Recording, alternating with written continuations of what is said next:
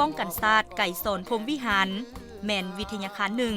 ที่มีพละบทบาทเป็นศูนย์กลางในการก่อสร้างบำรุงพนักงานบัญชานำพาขั้นสูงของกองทัพและบำรุงเวียกงานป้องกันศาสตร์ให้พนักงานการนำขั้นสูงของภาครัฐและองค์การจัดตั้งมหาชน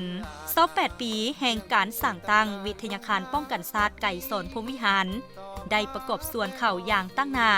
ให้แก่เวียกงานศึกษาป้องกันศาสตร์ในการค้นคว้าบรรดาโครงการหลักสูตรการเรียนการสอนตามแนวทางนโยบาย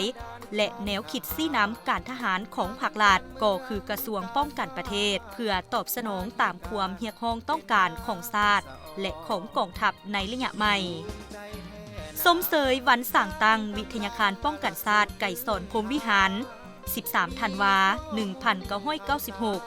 53 ธันวา 2025ครบรอบ29 ปีอย่างสุดใจหันขยายแนวทางบ่งอนเวียกหนักบ่ได้หยุดหย่อนซุ่มเฮ็ดหลอนตามทิศนำพา